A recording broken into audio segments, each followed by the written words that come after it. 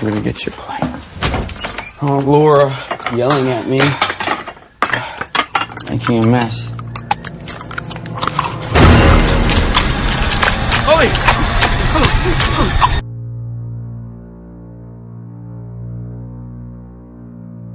Welcome back to the Haddonfield Horrors Podcast, where we review horror movies and horror franchises. I'm Mark. I'm Tuan. And today we're reviewing Bring Her Back, released in 2025. Written and directed by both Danny Filippo and Bill Heinzman. Tuan, give the people the plot summary, please. A recently orphaned brother and sister witness a terrifying ritual at the secluded home of their new foster mother. But before we get into the movie, let's go across a couple of Haddonfield headlines. Pretty light this week. We only got two things on the docket. First thing up, I Know What You Did Last Summer, which by the time of recording this, by the time of us putting this episode out, we would have seen, but as of right now, we have not watched just yet.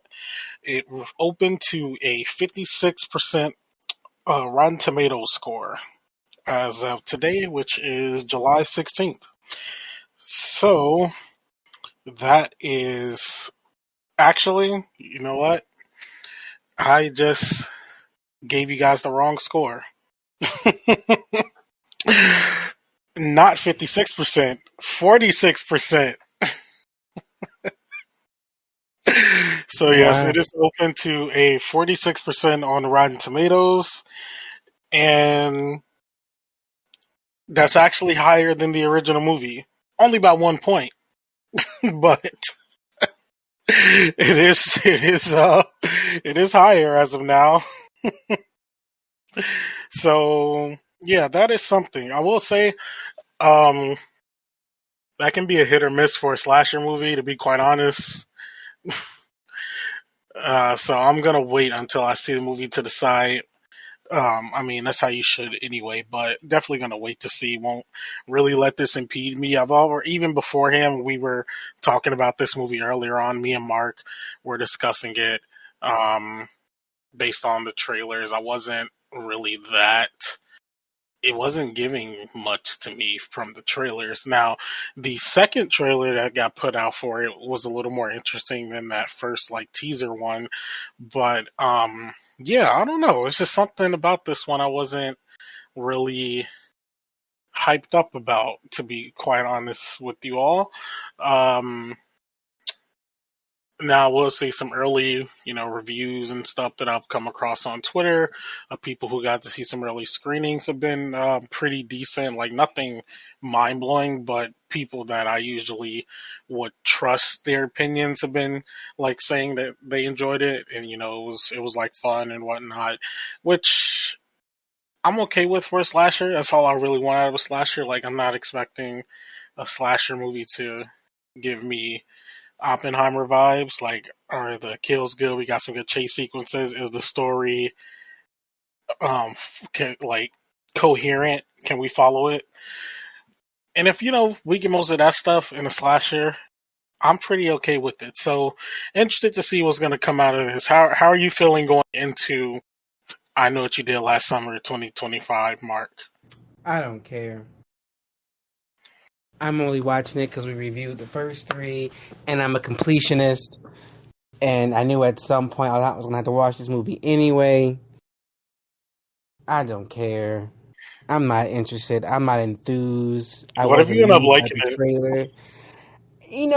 I'm open for my opinion to being changed. But going into the movie before I buy the ticket and sit my fat ass down and recline the seat,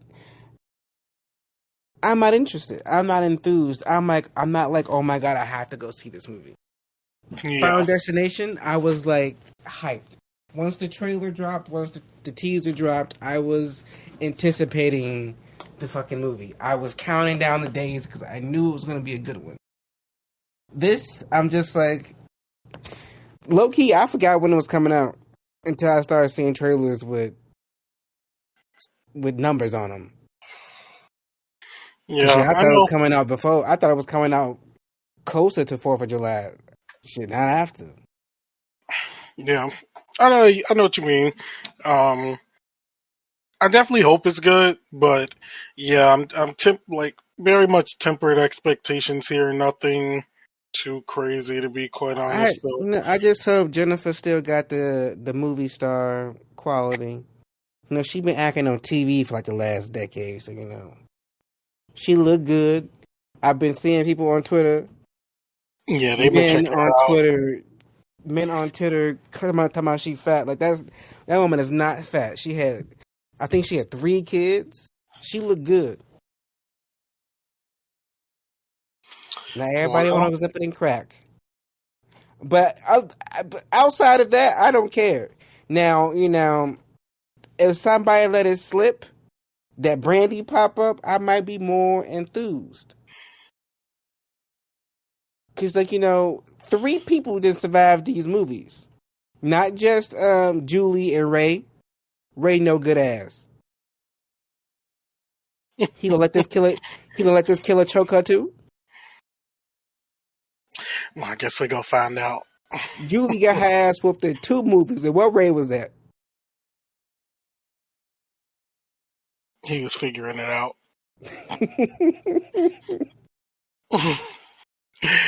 So yeah, we're definitely gonna review that eventually. So we're watching it this Saturday coming up for us. So we'll keep you all posted on that. Second and last story on the docket, as there wasn't many big stories to kind of talk about. I thought this was a fun one, and I want to hear Mark's reaction. Paranormal Activity is coming back What to the a fuck? Broadway stage near you. What? Broadway? They're taking Paranormal Activity to Broadway. Actually, that could work. I mean, found footage, baby. I don't know. Like, how would you do a What's happening? They had Carrie on Broadway. They had Sweeney. Like, I need to understand why we putting these. First, y'all making them TV shows. Then y'all making them Broadway. So yes, And they are. you know what it is. I've never seen any Paranormal Activity movie, so I don't know how that will You never translate. see any of them? I haven't seen any of them. Wow, I I think I haven't just found our seen next retrospective. that's in the pipeline. I haven't seen not one. I'm actually surprised by that. I thought you knew this. Mm-mm. Oh, my bad. No. So yeah, as it says in their kind of press release, inspired by the found footage horror franchise Paranormal Activity, a new story live on stage will open at London's Ambassadors Theatre on December 5th for a 12-week run, and they will also have stops in Chicago.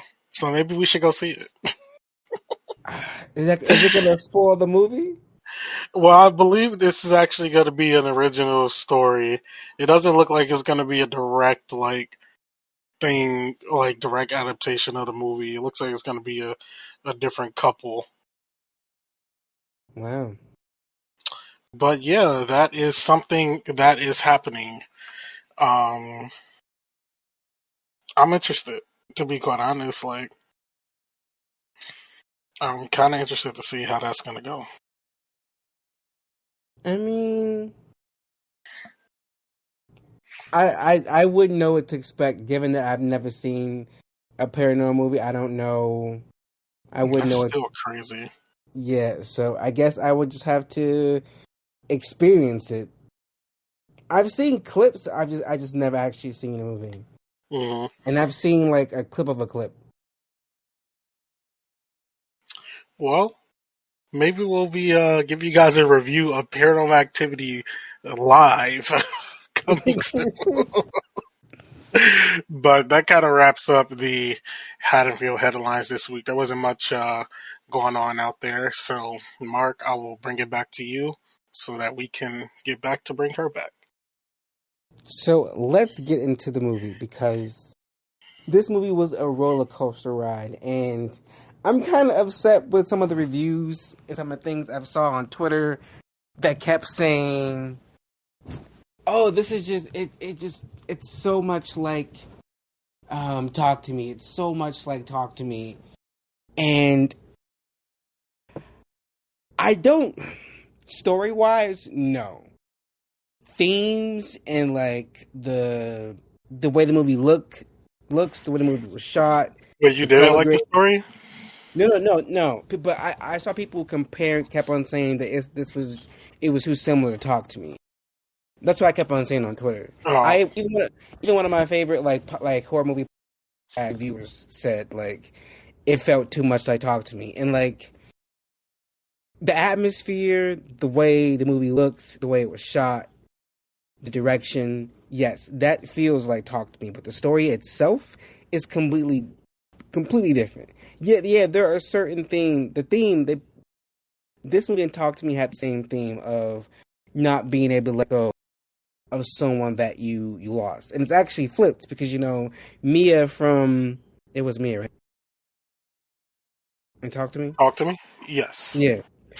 And Mia from Talk to Me, she lost her mom, and then you have Laura who lost her daughter. So like I kind of got the overarching story and everything that happened around it completely different. This movie was fucking crazy. Yeah, it it was definitely crazy. I did like it.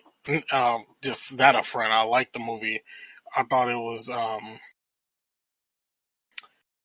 was unsettling at parts. Like, it was a little unsettling. Very.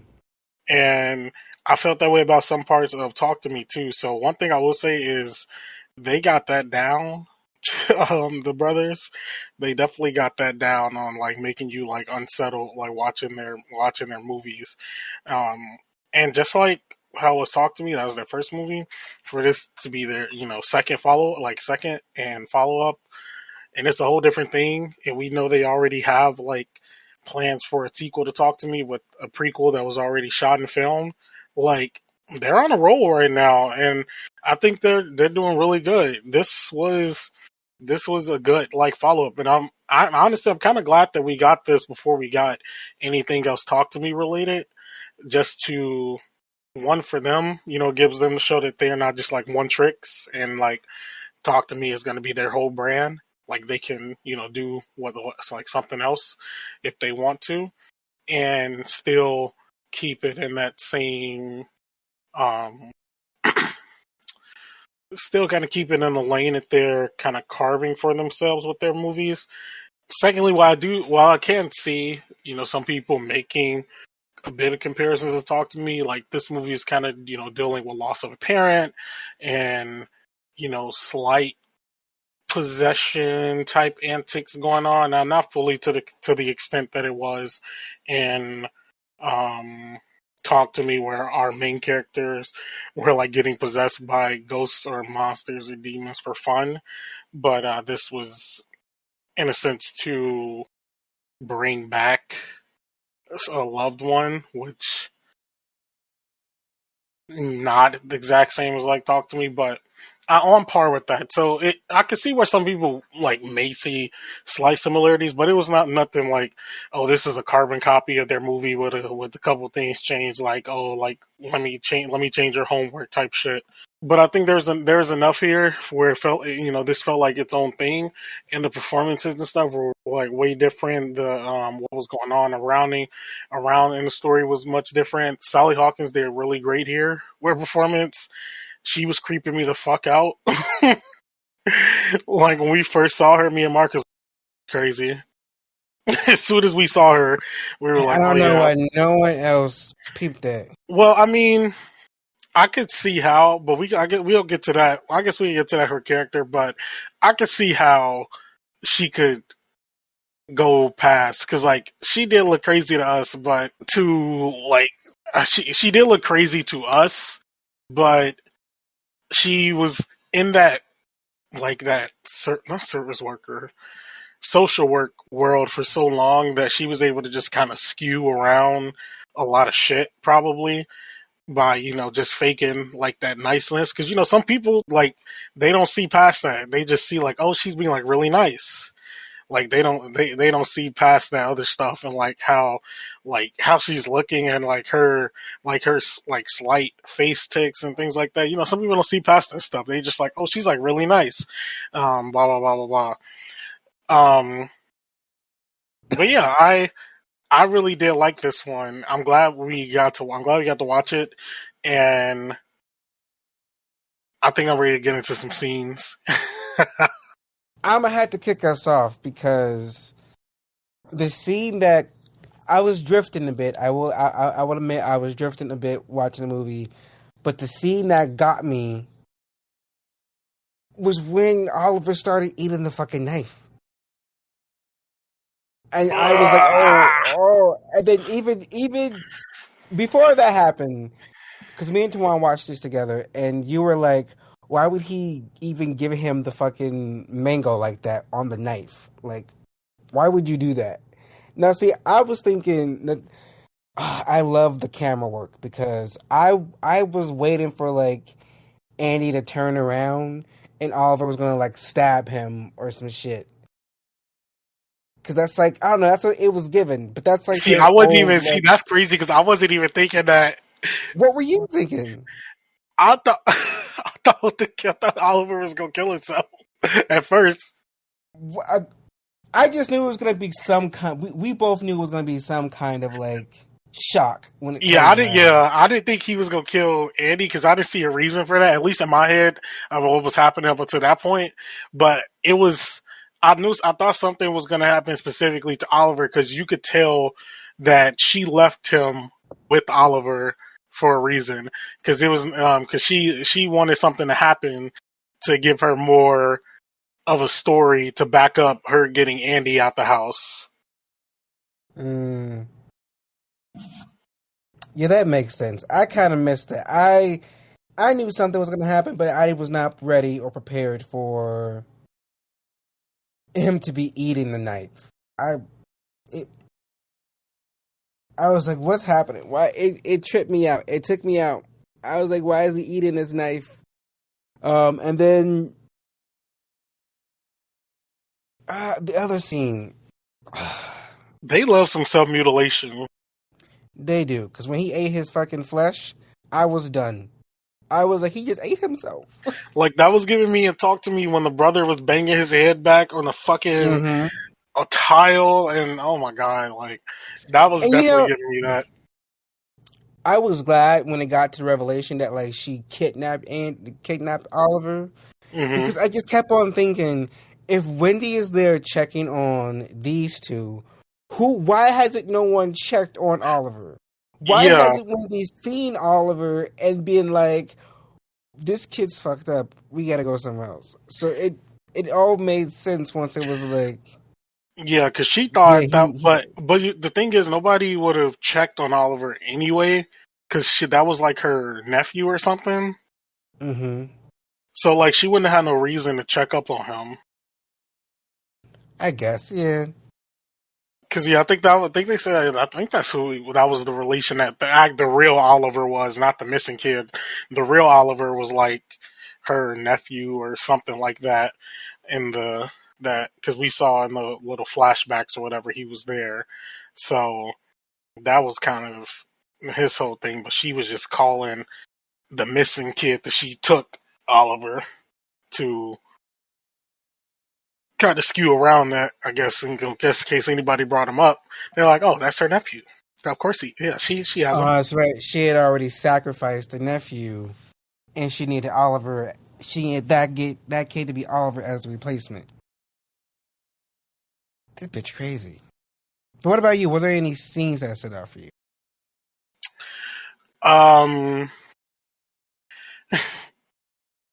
It's not funny, but it's always just not funny, but it is, because it's just the way that it happened when she fucking ran Wendy over with her car. The way her body flew. Like her body flew like crazy in that moment. Um, that was like insane scene. I really thought that she was gonna like kill her by tipping her over the ledge though. When she was standing over, when Wendy was standing over the ledge looking down at Oliver. I mean, no, looking down at Andy in the house. I thought she like Wendy. I thought Laura's gonna like tip her over from there, but hit her with the car. That car came up so silently though when it hit It them. did. I kind of, but the way it was framed, I kind of knew something was gonna happen. Yeah, for sure. So that was crazy when that happened. Like her body just like flew. Um, honestly, any scene where Oliver was just doing anything was crazy. Um, him chewing that on that fucking table, oh, disgusting. And then chewing on his arm and peeling that fucking like sliver of skin out. Ew, hated it. Hated that so There's so much. many things like that. I was just like, I can't do this, please.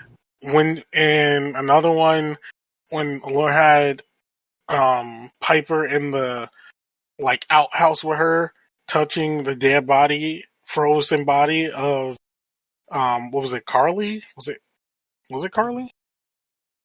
Kathy, sorry. Touching the body of her daughter, Kathy, that she has frozen in this deep freezer. Disgusting. Talking and then to like she's like, what is that? She's like, oh, it's just a meat. Like, what? Oh, that was nasty. And I kind of figured with that meant that somebody was going to be eating her. So So somebody did. It was Oliver. That's how you get the process started. Yeah. I figured that, but like her, you thought she was feeding them to her. Yeah, I thought that she was already feeding Kathy to Piper and like as a preparation. Yeah, it had to be fed to Oliver because Oliver was needed to do the whole ritual or whatever. So yeah, that was crazy, and I guess a scene and like an extra word on it is when she did kill Andy. I really didn't think he was dying or dead. I thought like he was faking, maybe, in that he was gonna come back, but that would have been too, I guess kind of too on the nose for a movie like this. So when it ended up that like he really didn't come back and he was actually dead, I was like, damn, I feel so bad for this girl because like too. That was fucked. Because the last thing that she really remembers is this bitch turning her against her brother, which she didn't know any better because she can't see what's happening. She can only like hear what's going on around her, and she was just gaslighting to the max. And she just didn't have much to go off of her. So I felt so bad for Piper in that moment. But I'm glad she fought back and got out. Now, I think I would have been pissed if everybody ended up dying at the end. I'm glad that Piper was able to get out. I would have been okay with that. I wouldn't have been okay with that. Like, I'm glad Piper was able to get out and that the Oliver, who I think the actual name of the boy was Connor, that he kind of like realized what was happening a bit and got out of that area so that like the demon inside of him could release itself and he was back to normal. Like, I'm glad those two got out of the situations, but the fact that Laura got to go out peacefully, now that pisses me off because this bitch gets to go out holding her daughter drowned in the fucking pool. Like, ho, I needed you to be hit by that car actually. But I think that wraps up the scenes for me. Well, let's move on to the characters, and we're going to start with Wendy. Now, I'm glad Wendy put it together. Wendy didn't even put it together. Wendy had to be told by Laura what she was doing. I'm like, Wendy, baby, listen. I know y'all friends or whatever, but come on. Come on. You can't see a little? Just a little, Wendy, just a little. But this bitch ain't right. Like, come on. The thing is, I definitely could believe that, because we hear stuff like this all the time, though, about, not fucking possessions and that, but how these, like, foster parents or things, they're able to appear that, like, good when the workers are around, but they're absolute menaces once they leave. So, like, it wouldn't be that hard. It's not that hard to think it's out of scope. Even more so considering the fact that Wendy told us she worked with the social work for like 20 years. So she has 20 years of, what's what I'm looking for? 20 years of, like, almost like 20 years of collateral, like, towards her for helping kids and doing X, Y, and Z.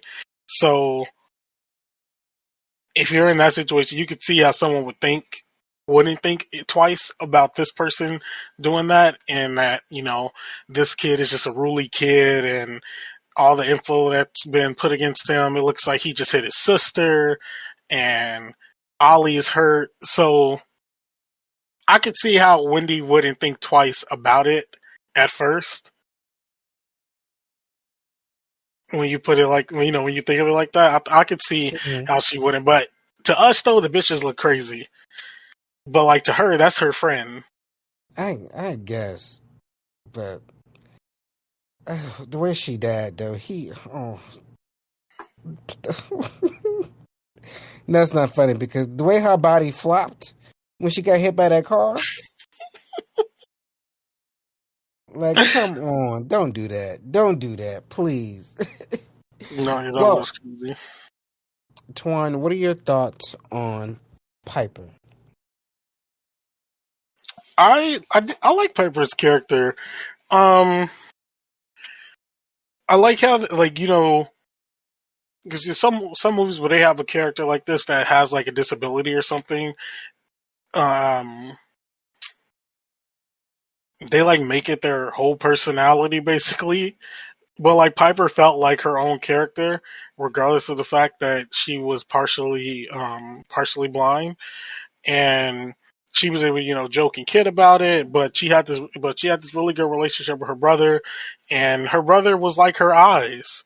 Like, she would ask him, like, what's going on, like X, Y, and Z, and they had a really good relationship. And I like the way that they had their dynamic together, and I feel like it played off really well off each other. And I mean, even when, like, she was, by herself, I feel like in other movies they would have made her like a damsel in distress, but, like, she was fighting back. She got away. Like, she may not know, like, where she was going, what was exactly going on, but, like, she wasn't gonna, like, just stay and make her, like, almost like make herself a victim. Like, she threw that fucking vase at Laura when she tried to close in on her. Like, she was fighting back. So I appreciate that in the character and how they went about that with her. So that was really good. In addition, I think the actress that played her was really good as well. Like, that performance was really good. I believe this was one of her first roles for that actress, if I'm not mistaken. I may be wrong. I believe I may have seen that around the time this came out on Twitter, if I'm not mistaken. So if I'm wrong about that, that's my bad on that, guys. But yeah, I think she did really good. Did you like her character as well? I did. I was also afraid that her being blind was gonna be the character's whole, like, shtick. I knew it was going to work its way into the plot somehow. I didn't know how, but I think they did it. I think they did it in a good way. Like, her Laura wouldn't have been able to get away with what she did if Piper was able to see. So I think it was used great, and the acting wasn't bad. It was pretty good. I enjoyed it. But what are your thoughts on Big Brother Andy? Man, she Laura was gaslighting the fuck out of this boy so bad. Like when we saw her put like fucking piss on him to make him think he pissed himself, and then try to say like, oh, like he's still traumatized about his dad and all that shit. Like, oh, I felt so bad for him because like he was he really was in like a lose-lose situation. There wasn't really anything that he could have done um to be like, for the most part, because like we see that she was going to his room deleting shit off his phone. Like, let's say he was like, okay, I've had enough of this, let me send these pictures to Wendy. He goes in that bitch, no pictures in there, nothing like that. Like, she's unlocking his phone, like getting him drunk, so that she can get information out of him, and using like therapist and counselor tactics that she learned from her job to like ease him into like a sense of comfort with her so that he can like divulge more information. Like, she was gaslighting him to the max, but like he just thought he thought, at first she was trying to help, but we, see that that wasn't the case. And he was doing everything that he could for his sister. Like, it wasn't at no point that he wasn't trying to like be there for his little sister throughout the movie, and even up until the end, like he was like trying to make sure that she was good. And I think the honestly, everybody is acting wise did good in this movie. I think he was also really good as well, though. I was trying to figure out why his accent was different. Like, they were all supposed to be Australian because that man is not Australian. His accent was throwing me off. It was kind of distracting. Because I was like, he don't sound like that. It don't sound right. But I looked it up, and he's British. That's something that was stuck with me. Maybe the dad was British. Maybe. Actually, that makes sense. But because he was like 17. How old was she? I don't know if they said how old I don't think they said how. Yeah, they never did say how old she was. I know he's 17. He was 3 months away from being 18. Oh yeah, they were step siblings. Oh, that's right. Okay. Yep. Okay, that makes sense. Cause. Okay. Yeah. Okay. Yeah, I thought he was a good actor too. The performances was really great. Some of his scenes with Wendy, some of his scenes with Laura, if this was a different kind of movie, I would have been like, oh, she gonna fuck him, because it's giving weird. It's giving weird. But I can appreciate that the character was smart, because he could have been just like the dumb older brother who really wasn't peeping shit, but like he was on it with the weird shit right away. Like, after his first like interaction with Oliver, the whole thing, he was on it right, and I appreciate that. They didn't make the character dumb, and I love that he was like devoted and wanted to be there for his sister and really wanted to get into no matter what. And I'm just mad he actually was dead. I would have been okay with that. Yeah. A little like, just give me. That's the only part. Yeah. But what are your thoughts on Oliver? I feel bad for the little boy trapped inside of that body. Like, because we see at the end that he's out or released from, the possession, what was happening there. And I feel so bad for that little boy. But the actor that played the little boy, he was really fucking good. Like, he was creeping me the fuck out. Like, if I saw his ass in the middle of the night, I'll bop his ass up the head. Like, he was creepy as hell. Like, and it's just like, this is just kind of like Talk to Me, where, you know, child actor doing like some horrific ass shit, but he was selling the fuck out of it, just like the little brother was selling the fuck out of it and Talk to Me. Like, this, he was doing really good here. I don't think I have much to say about Oliver, like Oliver himself, though, because Oliver really wasn't. I don't want to say he wasn't a character, but he was more just like this possessed vessel. So he wasn't really doing much of anything. He was just getting more aggressive as the days went on, without her finding a new host for the daughter to complete the circle of the possession, essentially, and move onward with it.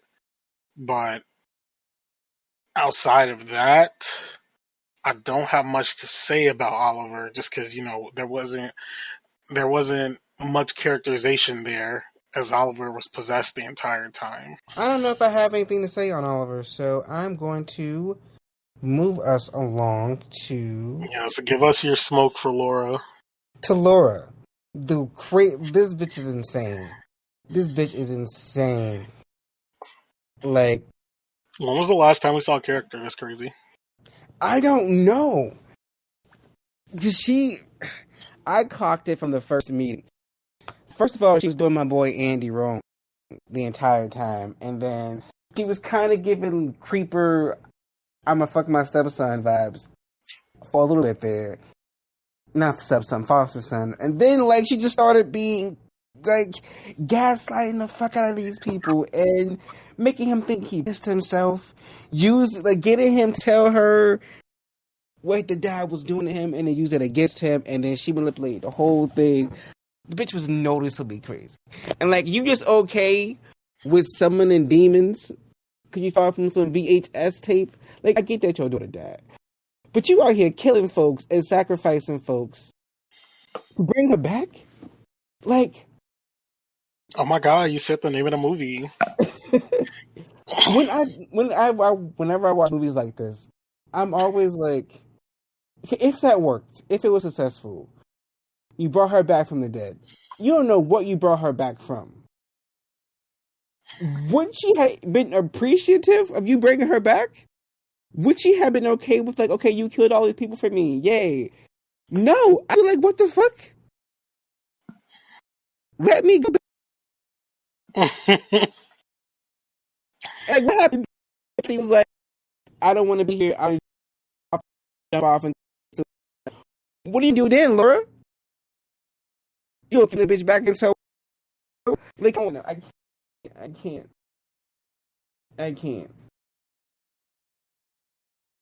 And there was no guarantee. She was fostering Piper. There was no guarantee she was going to keep Piper. So if it had happened, and when Andy turned 18 in 3 months, if they didn't go together, what were you going to do? People start wanting to come and get Piper from you. Well, we probably would have. Well, I feel like at that point, if she was able to bring her back, she would have dipped. I believe she definitely would have dipped off the scene with Piper. But she was a handful. This bitch was crazy and pissing me off type crazy. Like, cause she was just doing so much. She was just doing so much to Andy, and he did not deserve that shit. As I mentioned earlier, like, the making him think he, like, peed himself. With actual pee, though, like, girl, you could just spill some water on him. You had to put your own piss on this boy's pants. Like, that was diabolical. That was crazy. Like, you could just put some water on there and make it think he pissed himself. Like, I don't think if I pee myself, or if I got, like, if my pants are, like, wet and it looks like I pissed myself, I'm not about to smell them and be like, oh, that's pee. Like, but the shit's wet. I'm like, damn, I think I pissed myself. Like Yeah, what? yeah, that was that. So Bitch was that was like crazy. I was already OD, and then like getting him like drunk enough so she can like lower his inhibition so she can run her therapy shit on him, as I mentioned earlier as well. Like she was just doing so much manipulation to these kids, and that's due to that, like, you know, her having the 20 years of experience in social work. Like she kind of knows tactics to use to get that done, and because she was with like the system for so long, it's no it's no question why they would take her word over um over Andy's, especially considering when he first came in there, um Wendy was like, you know, she doesn't really take on like troubled kids, or she's had issues in the past with troubled kids. So like it was already like a parameter set there of that. So that was already in the mind before he even went off. So it was just something to go off of with it, and it made it even easier when it felt like he was when it felt like he was going off the deep end with Laura to, you know, get him out and turn him against his sister. So she was just running like textbook manipulation. I hated her, but Sally Hawkins, with the performance, was really was really good. She did a really good job with this, and I don't because I obviously, you know, like she's been acting for like a long time, but I don't think I've seen her in anything like this or this type of performance out of her. Hmm. Um, yeah, nothing like this really. At least I don't. Yeah, because not the last thing I remember her in. I think her most famous role like Shape of Water, right? Mm-hmm. Yeah, because outside of that, she's usually pretty. I guess like an upbeat type of character, or like not this kind of depraved type of person. So it was just interesting seeing her in this type of role. I thought that was something, but she did good, and she sold the fuck out of it because she sold it enough to where I wanted to kind of slap the shit out of her. But it was a good job though. Yeah, movie had me tense and tight the entire time. No, yeah, But I was definitely tense watching it. mm, but Tuan, can you give the people the behind the scenes info and fact? Bring Her Back had a budget of 15 million, and it brought in a box office of around 23 million. Some critics' reactions: the film currently sits at 89% on Rotten Tomatoes. RogerEbert.com gave the film 3 out of 4 stars, writing that it's perhaps more chilling if slightly less focused than their breakout debut feature. Meanwhile, the New York Times acclaimed the sublime lead performances, with particular praise for Barrett's performance as Andy. Well, enough about them. What about us? Do we cash or pass? Bring her back. Tuan. I will definitely cash Bring Her Back. I think this was a good follow up to Talk to Me.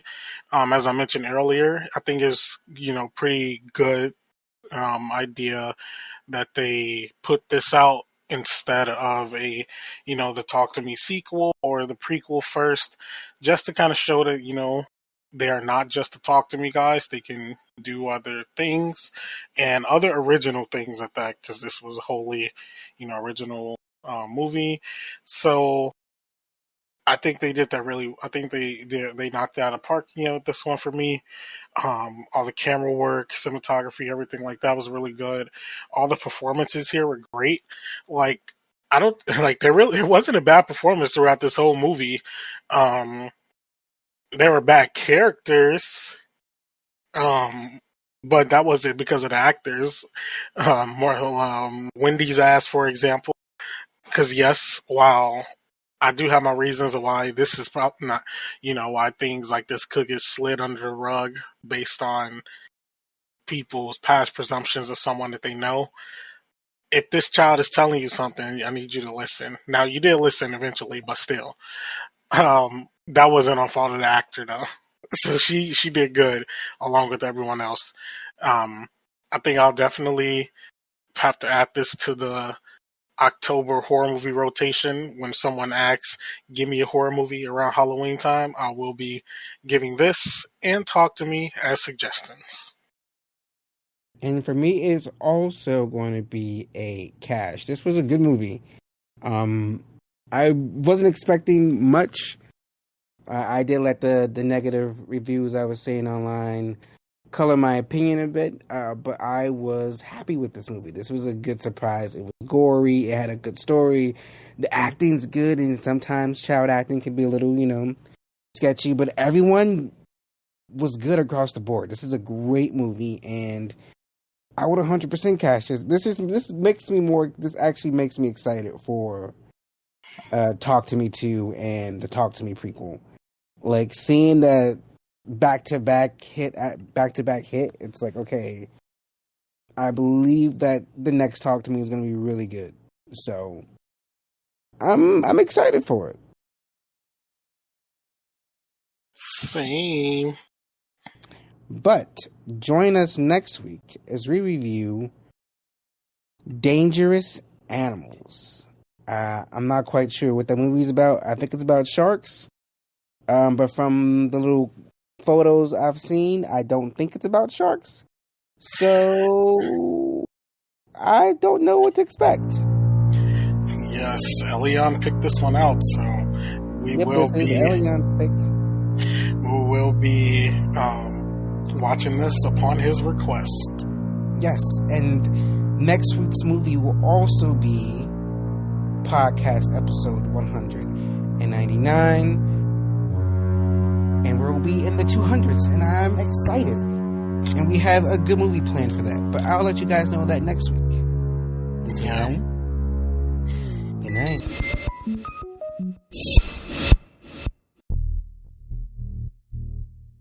If you like this episode, please be sure to check out some from the Haddonfield Horror Cemetery, where we've covered big franchises such as Friday the 13th, Halloween, and Saw, or one-off reviews like The Blackening or Hereditary. You can follow Haddonfield Horrors on Instagram and TikTok, where the hosts post updates and mini reviews. Full episodes are available on several podcasting platforms, including Spotify, as well as YouTube. If you're listening to us on YouTube, please be sure to like and subscribe. The Haddonfield Horrors podcast is produced by Mark Smart, Tawan Griffin, and Elian Cordova, themed by Lethal Injection, and edited by Mark Smart. The Haddonfield Horror Podcast is a Letter to Media production. Should we do an intro?